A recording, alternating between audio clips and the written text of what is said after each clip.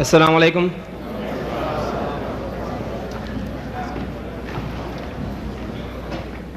Bismillah ar-Rahman ar-Rahim. In the name of Allah, most gracious, most merciful. My beloved brothers and sisters and friends, Muslims and Christians, we welcome you tonight to this very historic debate entitled Crucifixion, Facts or Fiction. The format of tonight's debate, the first speaker will speak for 50 minutes. The second speaker will speak for 60 minutes. And the first speaker will come again and speak for 10 minutes. After that, you, the audience, will have an opportunity to participate and ask your questions. So with that, brothers and sisters, I'm going to flip the coin and ask the gentleman to choose head or tails, and the one who wins will have the choice to begin or not to begin. Okay. Mr. Ahmed Deedat. أعوذ بالله من الشيطان الرجيم بسم الله الرحمن الرحيم وقل جاء الحق وزهق الباطل إن الباطل كان زهوقا وننزل من القرآن ما هو شفاء ورحمة للمؤمنين ولا يزيد الظالمين إلا خسارا صدق الله العظيم. Mr. Chairman and my dear brothers and sisters, at the outset, since I'm beginning the talk, and I see a lot of faces which appear to me to be those of the Christian faith, I would like to put forth our position vis-a-vis Christianity, that Islam is the only non-Christian faith which makes it an article of faith for its followers to believe in Jesus. No Muslim is a Muslim if he does not believe in Jesus. We are made to believe that Jesus Christ was one of the mightiest messengers of God. We believe in his miraculous birth, which many modern day Christians do not believe today. We believe that he was the Messiah, translated Christ. And we believe that he gave life to the dead by God's permission, and he healed those born blind and the lepers by God's permission. As such, the Muslim and the Christian is going together. But the parting of the way takes place on three bases. Number one, the original sin. Number two, the divinity of Christ. And number three, the crucifixion. These are points of differences between the Muslims and the Christians. With regards to the subject of crucifixion, as you see here on this banner here, it says crucifixion, fact or fiction. Now the Holy Quran gives a direct answer to that question. It says, Bismillahir Rahmanir Rahim, in the name of God, most gracious, most merciful. وَقَوْلِهِمْ إِنَّا قَتَلْنَا الْمَسِيحَ عِيسَى ibn Maryam Rasulullah. He said, and they said in boast that we killed Christ Jesus, the son of Mary, the apostle of God. The Quran goes on, says, وَمَا قَتَلُوهُ وَمَا صَلَبُوهُ. They didn't kill him, nor did they crucify him. وَلَكِنْ شُبِّهَ لَهُمْ. But it was made to appear to them so. وَإِنَّ الَّذِينَ اخْتَلَفُوا فِيهِ لَفِي شَقٍّ مِّنْهُمْ. And those who dispute therein are full of doubts. مَا لَهُمْ بِهِ مِنْ عِلْمٍ. They have no certain knowledge. إِلَّا اتِّبَاعَ الظَّنِّ. They only follow conjecture, guesswork, fiction. وَمَا قَتَلُوهُ يَقِينًا. For of a surety they killed him not.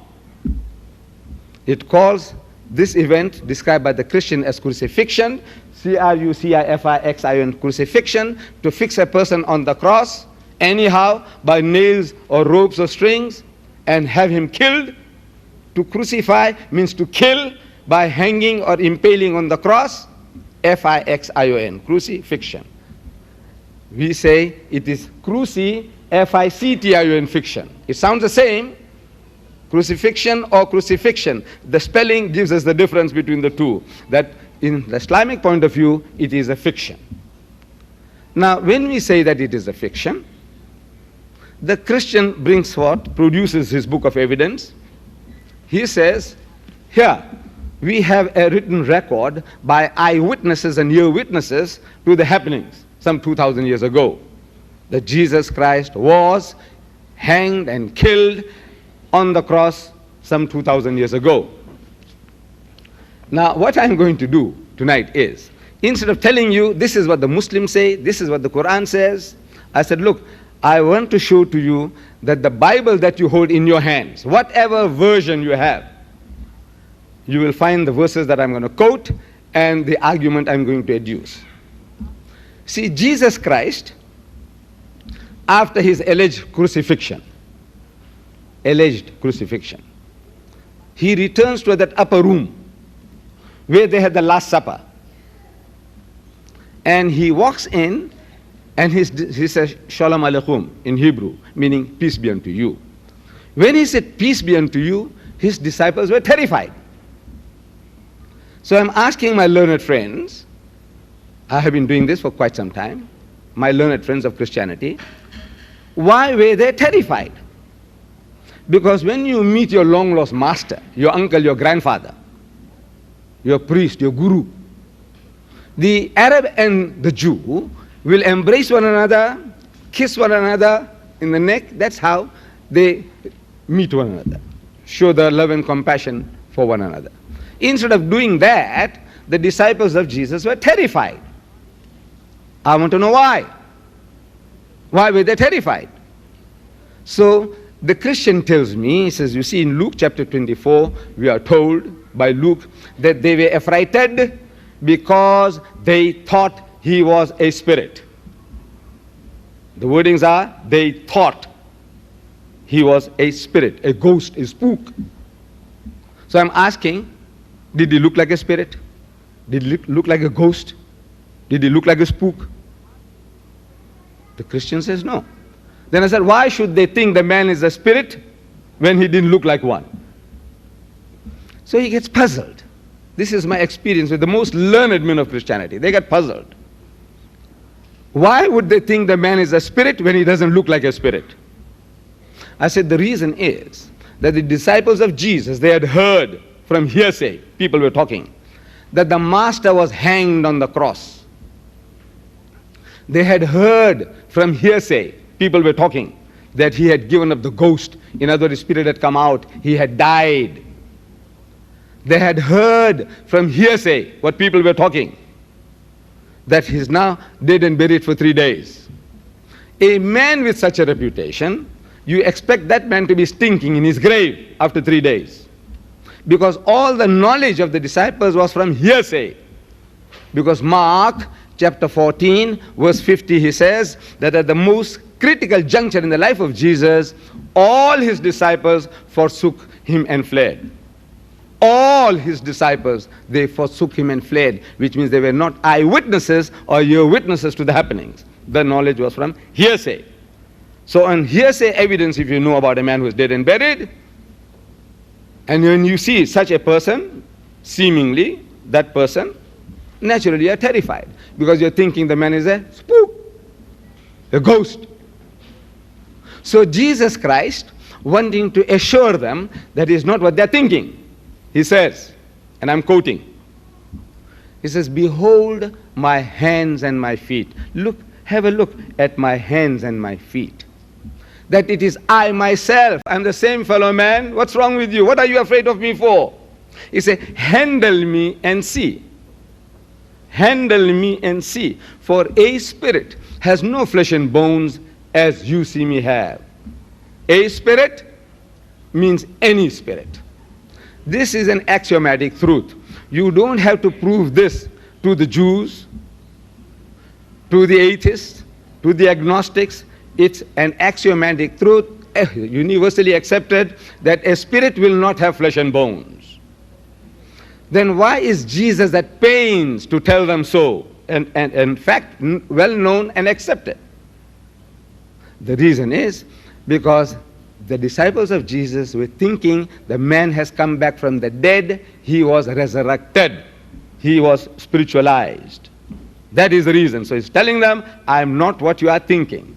I am not a spirit, I am not a ghost, I am not a spook. And they handled him, and they believed not for joy. It means they were overjoyed and wondered, what happened, man? We thought the man was dead and buried. But we can see he's demonstrating that he is himself, flesh and blood. And they believed not for joy and wondered. So Jesus wants to assure them further. He says, have you here any meat? Something to eat? And they gave him a piece of broiled fish and a honeycomb, and he took it and he ate in the very sight. To prove what? That is a ghost? That is a spook? That is a spirit? No. To prove that he is himself and he is not resurrected. Because the resurrected bodies get spiritualized. Who says so? I say Paul. Who says so? I say Jesus. Who says so? I say each and every one of you. Each and every one of you will admit that the resurrected bodies won't be this. Flesh and blood, flesh and bones. It will be spiritualized. But the greatest testifier of the scriptures, Paul, of Christianity, Paul, in his book of Corinthians, 1 Corinthians chapter 15, he says, talking about the resurrection of Christ. The whole chapter in some Bibles is headed the resurrection of Christ. The chapter itself is addressed as resurrection of Christ. In verse 3 he says, Christ died for our sins according to the scriptures. Verse 4, and he was raised again from the dead according to the scriptures. The scriptures that he's talking about is not Matthew, Mark, Luke and John, because they were not written. His is about 56 after Christ, and the others goes to about 60 according to Christian scholars. So he's not referring to Matthew, Mark, Luke and John. He was, going through them and found out what was what. No, he's speaking from his knowledge of the Old Testament. Verse 14 he says, if Christ is not risen from the dead, our preaching is vain, your faith is vain. In other words, Christianity has nothing to offer mankind. You have nothing to offer. And I can assure you that in my country, the Christian missionary, when he comes to our homes, he does not come to tell us about hygiene, personal hygiene I mean. We Muslims are the most hygienic people on earth. I will not go into details, this is not the occasion. The most hygienic people on earth. At question time you may ask and I will demonstrate to you, I'll explain to you. We are the most hospitable people on earth. In ethics and in morality, you can't point a finger at us that we are better than you. No group of religious group in my country can show a candle to us that we are better than you. The only thing he can tell us is that you have no salvation. Because salvation only comes through the blood of the Lord Jesus, which you do not accept. That's the only thing he has to tell us. So Paul says that if this didn't happen, then your preaching is vain, useless, worthless, and your faith is also useless, worthless. As the American would put it, it's all garbage. Your religion is garbage if you didn't have this. This is the only sales point that you have. Then in verse 35 he says, someone may rationally ask, how do the dead rise again? And with what kind of body will they come? He poses this question not seeking information from us, but it's a rhetoric question, and he himself answers it in verse 42.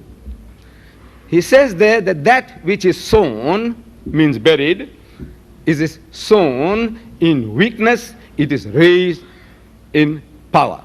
It is sown in corruption, and it is raised in glory. It is sown, means buried, a physical body, and it is raised a spiritual body. Once you die, this body, this physical body is put into the dust, dust with dust, From dust thou art, and to dust thou shalt return. Finished. But when you are resurrected, it is not the dust. It will be a spiritualized body according to Saint Paul. And on that premise, the whole of his 14 books in the New Testament are written. More than half the New Testament was written by Paul, 14 out of the 27 books. And the whole premises of his argument is that Christ was risen from the dead, resurrected spiritually. A spiritual body. When people say spiritual body, they think, well, body, what is body? Look at the dictionary. And then you say, look, body has mass, volume, dimensions. So it says, you see, there was a body. I said, this is an apparition. When you see an apparition, what is the apparition? It appears to us in the form of a body. The ghost you see, what do you see? You see something that appears to be a humankind. But we know that thing is something you can't grapple with, you can't grasp it, you can't pocket it. You see, the filmmakers, you American filmmakers in Hollywood, they have made these things something that we can imagine far more easily. Again and again, they conjure up, somebody coming out through a keyhole, a steam comes out, and then you find it materializes into a man, the invisible man.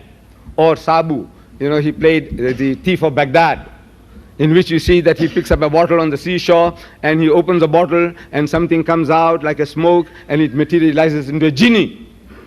But that genie has a form, it has a body, but it is an invisible, imperceptible body, something that you can't grapple with. But you say a body, you see a body.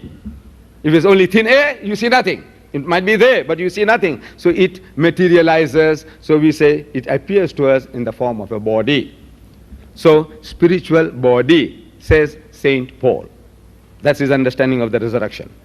Everybody, anybody, when you are resurrected, you will be spiritualized. And he was only confirming what Jesus had said in the Gospel of St. Luke, according to the records, chapter 20.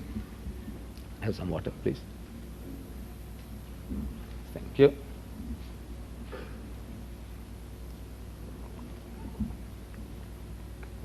In chapter 20 of Luke, we read there that the Jews, his own people, they come to him. They were always coming to him with poses and riddles, trying to trip this man of God.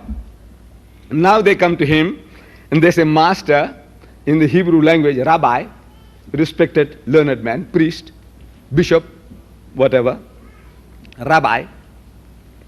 There was a woman among us.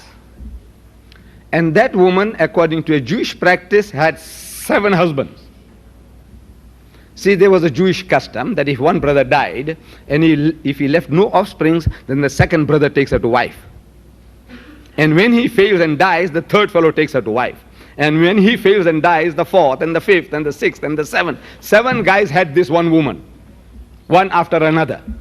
But there was no problem, because it was all one by one. So they're asking Jesus now that at the resurrection, which guy is going to have her? Because they all had her here. So if you have her here, you're going to have her on the other side. This is natural. Suppose you and your wife are resurrected and you see on the other side me. He said, darling, sweetheart, come, sweetie. This is natural. If you recognize your wife, on the other side, he says, well, the closeness that you have established on this earth, for 5 years, 50 years, you have been together as husband and wife. Now you want to establish or continue the same relationship on the other side. But at the resurrection, since everybody is resurrected instantaneously, simultaneously, same time, then the 7 brothers waking up one time and they see this woman, then everybody will be going after her. You see? He says, this is mine, I had her. The other guy says, this is mine, I had her. Everybody had her. And everybody will be fighting over this one woman as wife. And there'll be war in heaven between the 7 brothers. Each person can't get away. This is mine, this is mine. Now, where you come from? He says, I had her. Because they won't remember the other guys having her before them. You see? So they want to know from Jesus, which guy is going to have her on the other side. Because they all had her here. In answer to that, Jesus says, he says, neither shall they die anymore. meaning that once they are resurrected, they will be immortalized. Neither shall they die anymore. They will be immortalized. In other words, the things that kill a person, lack of food, shelter, clothing, rest, these things will not be necessary on the other side. Suppose you and your wife are resurrected and you see on the other side, meet, it's a darling, sweetheart, come, sweetie. This is natural. If you recognize your wife, on the other side, he says, well, the closeness that you have established on this earth for 5 years, 50 years, you have been together as husband and wife. Now you want to establish or continue the same relationship on the other side. But at the resurrection, since everybody is resurrected instantaneously, simultaneously, same time, then the 7 brothers waking up one time and they see this woman, then everybody will be going after her. You see, he says, this is mine, I had her. The other guy says, this is mine, I had her. Everybody had her. And everybody will be fighting over this one woman as wife. And there'll be war in heaven between the 7 brothers. Each person can't get away, this is mine, this is mine. Now where you come from? He says, I had her. Because they won't remember the other guys having her before them. You see? So they want to know from Jesus which guy is going to have her on the other side. Because they all had her here. In answer to that, Jesus says, he says, neither shall they die anymore. Meaning that once they are resurrected, they will be immortalized. Neither shall they die anymore. They will be immortalized. In other words, the things that kill a person, lack of food, shelter, clothing, rest, these things will not be necessary on the other side. Once you die, you do not die a second time. No more death, immortalized. This is a physical body which has got its physical needs. Food, shelter, clothing, sex, rest.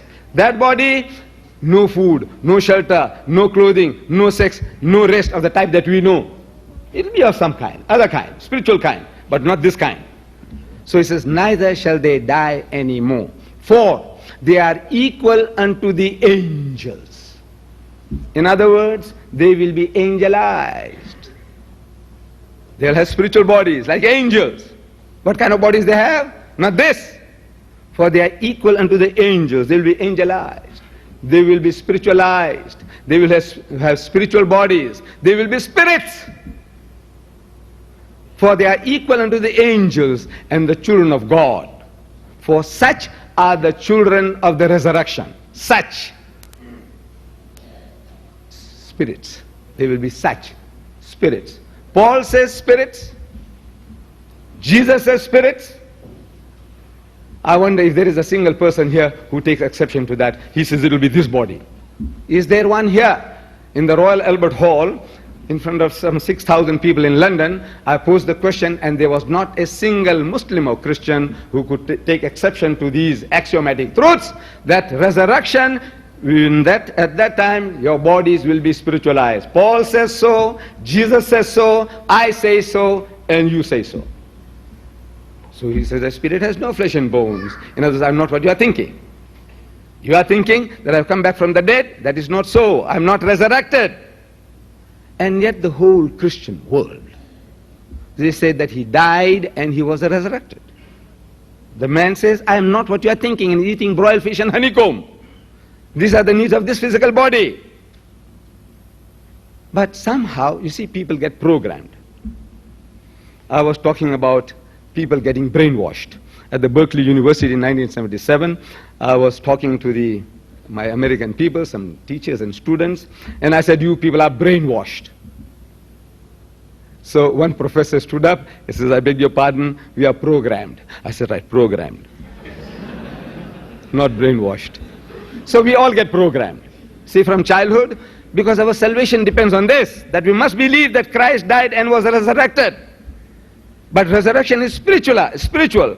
And we find that everything about Jesus, after his post-crucifixion events, not once does he appear to be a spirit. He is ever in hiding.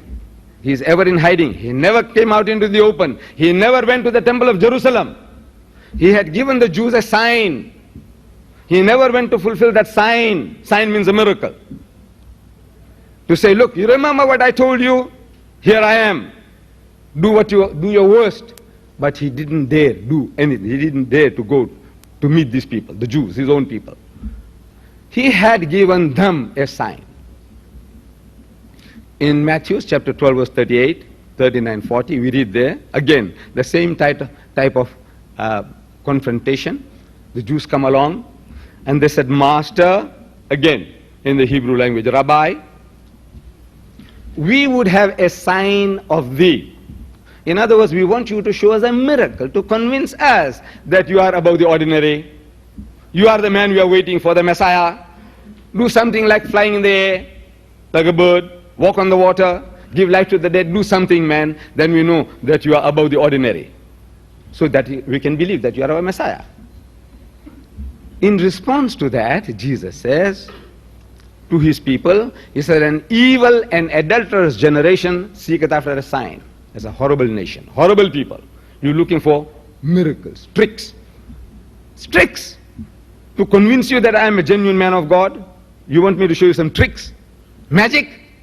He said, an evil and adulterous generation seeketh after a sign, but there shall no sign be given unto it. No sign, no miracle, except the sign of the prophet Jonah. Only one, none but one. For as Jonah was 3 days and 3 nights in the belly of the whale, so shall the Son of Man, referring to himself, be 3 days and 3 nights in the belly of the earth. This is the only sign I'm prepared to give you. The only miracle I'm prepared to concede to is this. He didn't say, you know, blind Bartimaeus, I healed him. You know, that woman with issues, bleeding profusely for years, she touched me and she got healed. You know, I brought up Lazarus back from the dead. You know, that girl, she had died and I brought her back. You know, that fig tree, I destroyed it from its very roots. You know, I killed those 2,000 pigs. You know, I turned water into wine. Nothing. Nothing of the kind. He never showed any of these things. He says, look back, man, what I have done so far. Said, the only sign I'm prepared to give you is the sign of Jonah. What happened to Jonah is going to happen to me. His miracle is my miracle. And I have been asking these missionaries of Christendom, these hot gospelers, these Bible thumpers, evangelists, preachers, I said, now what was that sign? He said, my sign is the sign of Jonah. I said, what was that sign? And believe me, in 40 years, no Christian worth the name has ever come forth to tell me what was that sign. I said, did he fulfill it? He said, yes. I said, what? How? Speechless. Of course, our doctor, Robert Douglas, may be better prepared. He might know all these things beforehand. He is a missionary, you know, in the Middle East among the Muslims has been, and he's somebody big in the Zwemer Institute. He might have the answer. But I will give it to you. In case he fails, I might as well give you beforehand.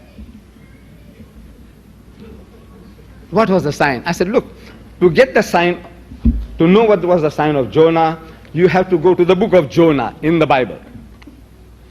And that book of Jonah is 1 page. This is the page. 4 short chapters, 1 page. So if you go to the book of Jonah, it won't take you 2 minutes. It won't take you 2 minutes to read this book. This whole book. It won't take you 2 minutes. So we read there that Jonah was sent to the Ninevites. God Almighty commands him, go to Nineveh and warn the people that they must repent in sackcloth and in ashes, humble themselves before the Lord, otherwise I will destroy the people. Jonah, a prophet of God, but he is human, he feels despondent. He said, these materialistic people, they will not hearken to the message, they will make a mockery out of me, as Jesus described them, a wicked and adulterous generation. This wicked and adulterous generation of Jonah's time, they're going to make a mockery of him. So he says, instead of going to Nineveh to warn the people, he goes to Joppa and takes a boat and is running away to Tarshish. You don't have to remember the names. He, instead of going to one direction, he goes in the opposite direction and is running away. At sea, there is a storm. And according to the superstitions of these people, whosoever runs away from his master's command, deserts his duty, calls for such punishment. So they began to question, who can be responsible for this havoc? Because the storm is not abiding, is not subsiding. So Jonah, he realizes that he is the guilty person, because actually he is running away from his master's command. God tells him to go to Nineveh, and he is going to Joppa. As a soldier of God, he had no right to do things presumptuously. So he makes a manly comeback. He said, I am the guilty man, and it is expedient that you take me and you throw me into the sea, and God will be satisfied, because actually it's after my blood, not you. And because of me, you innocent people will die. It's better for you that you throw me into the sea. One man perish, save the nation. They says, no, you are such a nice man, holy man, maybe praying continuously. He said, we have a system of our own system to find out right from wrong. And it is expedient that you take me and you throw me into the sea, and God will be satisfied, because actually it's after my blood, not you. And because of me, you innocent people will die. It's better for you that you throw me into the sea. One man perish, save the nation. They says, no, you are such a nice man, holy man, maybe praying continuously. He said, we have a system of our own system to find out right from wrong. And that system is a system what is called casting of lots, like head or tail. We do head or tail. We did it just now, head or tail. So they had a system of casting lots, like head or tail. And according to that system of tossing the coin, it came to the turn of Jonah that Jonah was the guilty man. So they took him and they threw him overboard. And the storm subsided. Perhaps it was a coincidence, but the storm subsided. Now I'm asking the question that when they threw Jonah overboard, was he dead or was he alive? But before you answer, I don't want to get the wrong answer. Because once you give the wrong answer, you want to stick by it. This is human nature. Once you make a wrong statement, you don't like to admit your mistake. So I want to help you before you open your mouth. You don't mind? I said, you see, Jonah had volunteered. He had volunteered. He says, throw me overboard. And when a man volunteers, you don't have to strangle him before throwing.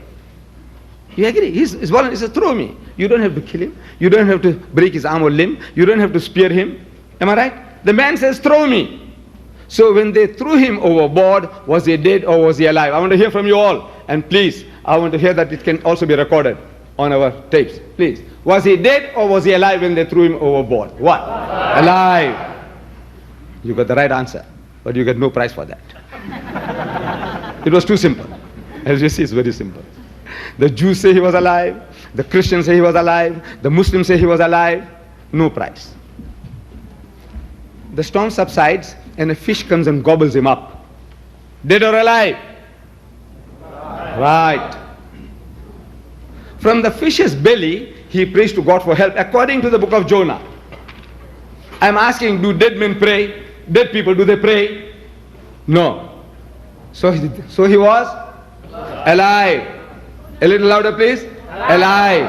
MashaAllah. You will be given the opportunity at question time, whoever you are, you will be given the opportunity at question time to ask questions. Be man enough, be Christian enough to please keep your mouth shut for the moment. 3 days and 3 nights, the fish takes him round the ocean. Dead or alive? Alive. Don't be afraid. Don't get terrified.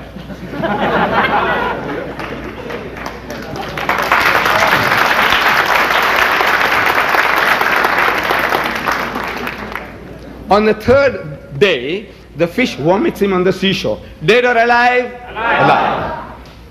Look, whether you are a Hindu or a Christian or a Jew or a Muslim, if you read this record and if you had sound common sense, you will say alive, alive, alive, alive. And it's a miracle. It's a miracle of miracles. When you throw a man into a raging sea, he ought to die. If he died, no miracle, because we expect him to die. A fish comes and gobbles a man, he ought to die. If he died, no miracle. If he didn't die, it's a miracle.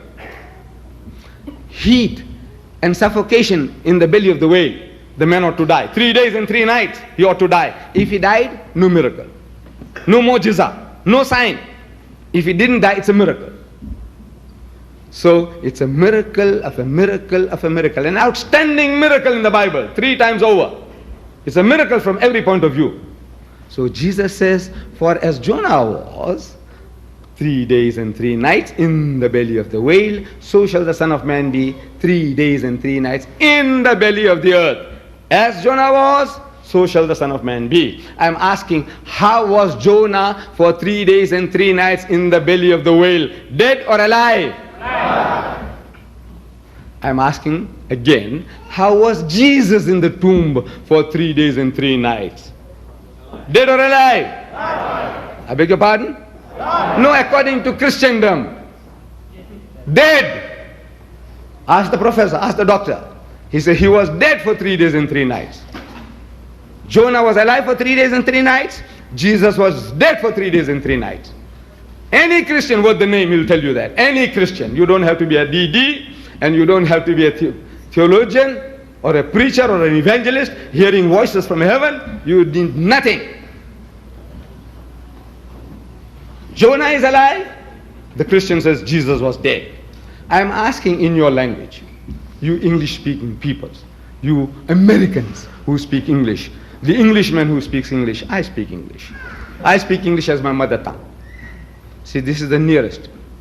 Because psychologists say that your mother tongue is the language in which you dream and the language in which you swear. And I dream in English and I swear in English. So, from that angle, I'm also an Englishman. See, I'm an English-speaking person, though my mother tongue is Gujarati, I speak Urdu, I speak half a dozen different languages, but my mother tongue is English according to the psychologists. So, I'm asking in your language, those, I'm sure all of you understand English, otherwise you wouldn't be here. I said, in your language, you see, is this like Jonah or unlike Jonah? Jesus says, for as Jonah was, like Jonah. Jonah is alive, Jesus is dead. Is that in your language like Jonah or unlike Jonah? In your language? Unlike. So I'm asking now, is Jesus speaking the truth or you speaking the truth? Is Jesus a liar or you are a liar? Either. Look, you both can't be right. He says, I'll be like Jonah, and you telling me he's not like Jonah. So he failed, or he lied, or you are lying. Yes, you have to admit that you have misunderstood the whole thing. You're reading this in your own language, simple basic English, King's English or Queen's English. This language I'm talking. For as Jonah was, so shall the Son of Man be. Like Jonah, not unlike Jonah. The very learned person, he says, no, Mr. Deedat. You see, Jesus is here emphasizing the time factor. I said, there is nothing miraculous about a time factor. Whether man is, dead, unconscious, or gone into hibernations for 3 minutes, 3 days, 3 hours, 3 years, that is not a miracle. The miracle is that you expect a man to die and he doesn't die. That's a miracle. But drowning man clutches at straws. You see, he says, no, Mr. Deedat. You see, it is the time factor that Jesus was emphasizing. Can't you see? He said, for as Jonah was 3 days and 3 nights, so shall the Son of Man be 3 days and 3 nights. He repeats the word 3-4 times, so it's the time factor that he was emphasizing, not whether dead or alive. So I'm asking, look, did he fulfill that? The time factor. Did he fulfill that? He said, yes. I said, look, you're going to make another slip just now. You're going to fall again. You have made one faux pas, you have made one mistake, you have accused Jesus of lying. He said, I'll be like Jonah. You say he was unlike Jonah. He didn't fulfill it, and you're going to make a second mistake just now. But no. Drowning man clutches at straws. And you'll find drowning women will do the same. So I said, now, look, when was he crucified? When was Jesus crucified? And Christendom as a whole, they give you the answer, Good Friday. Have you heard of Good Friday? Do you have Good Friday in your country here? We have it in South Africa. They call it in Afrikaans, Goeie Vrydag. See, Good Friday. In South Africa, we celebrate Good Friday.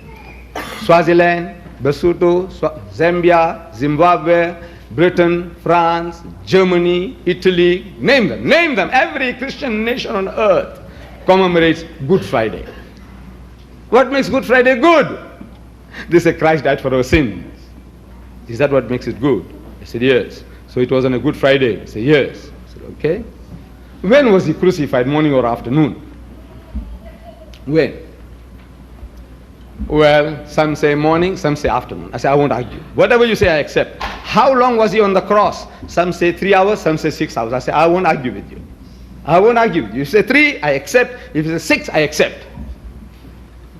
I said, you know, the Jews were in a hurry to put him up on the cross. That's the reading of the scriptures. Why were they in a hurry?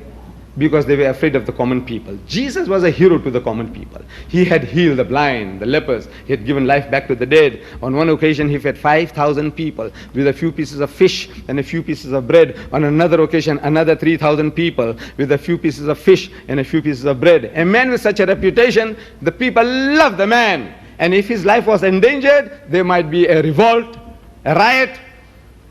So, quickly apprehend the man and get rid of him. So they grabbed him and they take him, had a midnight trial, which doesn't happen in Jewry. Midnight trial. Early in the morning they take him to Pilate. And as if Pilate had nothing else to do, he was waiting. He receives them and Pilate says, look, this is not my kettle of fish. Take him to Herod. They take him to Herod. Herod had nothing to do. He was also waiting. Nothing to do, these royal people. Nothing to do. They're just waiting.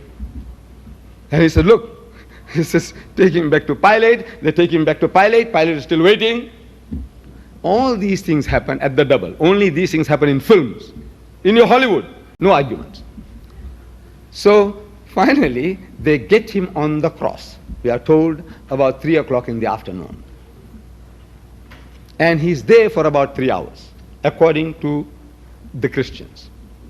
As much as the Jews were in a hurry to put him up, queer people, they were also in a hurry to bring him down.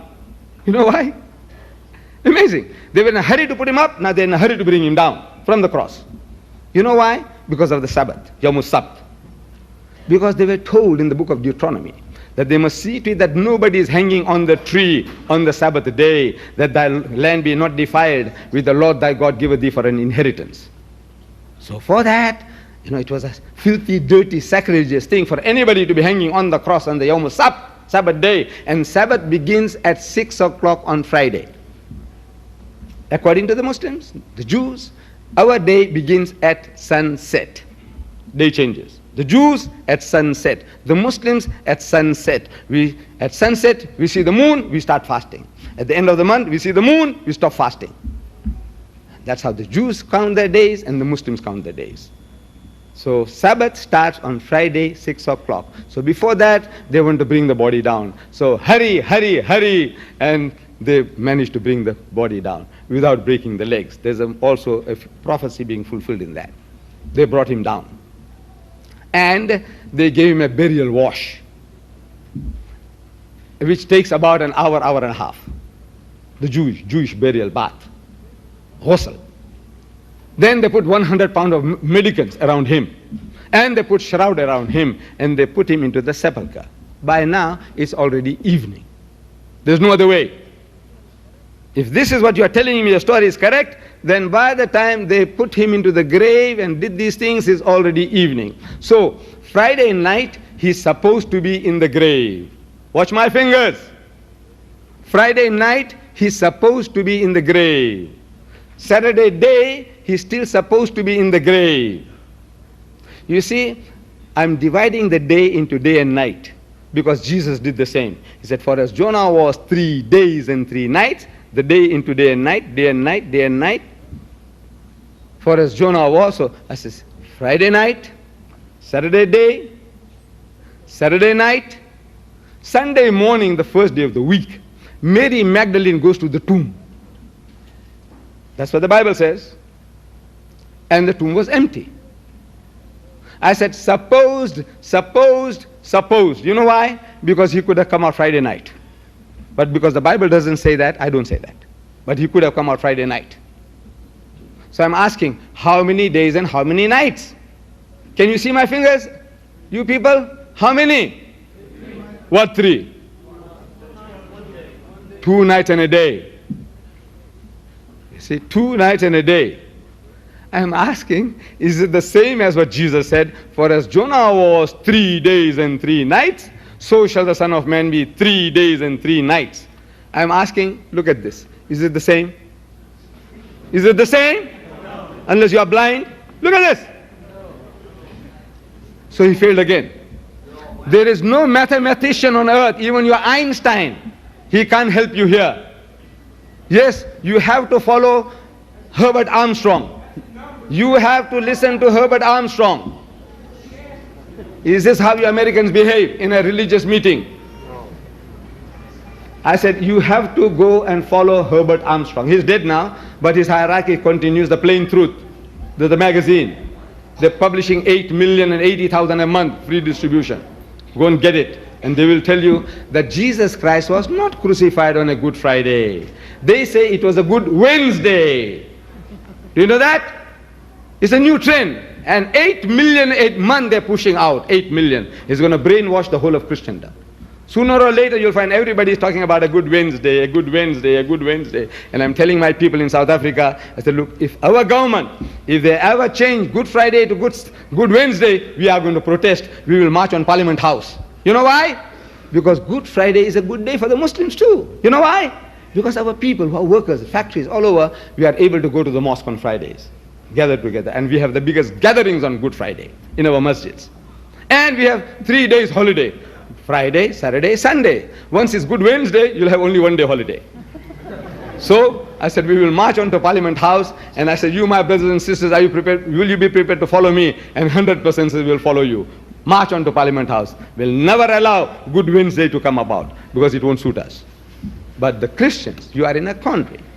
The mighty messenger of God, according to you, he fails a second time in fulfilling one prophecy. I said, look, this man, you say he came to die for the sins of the world. Look at it, at that eventful, that on the verge of that Good Friday, on the Thursday, he takes his disciples to that upper room, and they're having the supper. And at the supper table, he's telling them, he says, you remember, when I sent you out on your mission of preaching and healing, I told you that you must carry nothing with you. No papers, no shoes, no staff, no stick. Did you lack anything? He says, no, we lack nothing. He says, but now I tell you, those of you who have no swords must sell your garments and buy them. Swords, to chop off people's heads. Swords. He's telling them to buy swords. So one of them said, Master, we have 2 already. So he says, this is enough. Why should 2 swords be enough? What do you want to do with swords? Paring apples? Bananas? What do you do with swords? Chop off people's heads. And he's telling you in the Gospel of St. Luke, chapter 19, verse 27, he said, for those my enemies who would not that I should reign over them, I will become the ruler, the king. He says, bring them hither and slay them before me. With what? With your fingers? What do you slay them with? Bring them hither and slay them before me. Cut their throats. If those of you who are not prepared to accept me as your king, bring them and kill them. So now he's telling them, arm themselves, and they arm themselves to the limit. And he takes them to the Garden of Gethsemane. I said, what for? To pray? I said, couldn't he have prayed in that upper room? Couldn't he have gone to the temple of Jerusalem, a stone's throw from where he was? Couldn't he have done that? Why Gethsemane? I said, look, there is a strategy involved. When he takes his disciples to Gethsemane, in the middle of the night, not for prayer, he puts 8 men at the gate. He says, tarry here and watch with me. And he takes with him Peter and the 2 sons of Zebedee, those fighting Irishmen of the time. Peter the rock and the sons of Zebedee, they are called sons of thunder. This is the title given to them. Fighting Irishmen of their time among the Jews. He takes them further into the garden, and he makes an inner line of defense. And he says, sit ye here and watch with me. Watch what? Means keep guard. And he went a little further and fell on his face and prayed to God. Said, oh my Father, if it be possible, let this cup pass away from me, meaning remove the difficulty from me, but not as I will, but as thou wilt. I want you, oh my Lord, I want you to save me. But in the end I put myself at your disposal. and being in an agony, he prayed more earnestly, and his sweat was as if it were great drops of blood falling down to the ground. What a choice. God Almighty has made a choice. There was a contract between father and son before the worlds began, says the Christian. Before the worlds began, there was a contract between father and son. It says, my son, I will send you into the world in the year 4000 after Adam. And I want you to die for the sins of mankind. It looks like Jesus didn't know anything about it. Look how he's behaving. 8 at the gate. Shh, you study here. Shoo, 3, come, follow me. Shh. You sit here. Is this how you prepare for suicide? Is this how you prepare for sacrifice? A willing sacrifice? You tell me.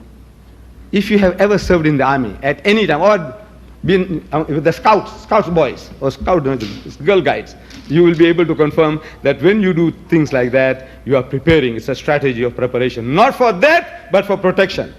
And swords, if the Jews were to come there, he says, I know my people. You see the spirit that the disciples were showing, they were beating the breast in that upper room. So, Master, we are prepared to go to prison for you. Master, we are prepared to die for you. Such people with sticks and stones and 2 swords, they would have knocked hells into the Jews. But the Jews were cleverer than what he thought. They bring Roman soldiers with them.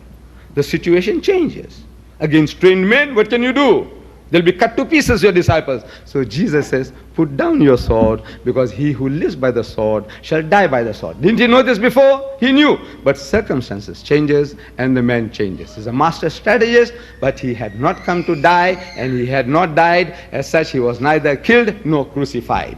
You see, all his actions, post-crucifixion action, supposed to be crucified. After every action, every move that he makes, the way he behaves, is that of a man who has escaped death by the skin of his teeth, not the one who has been resurrected. Thank you.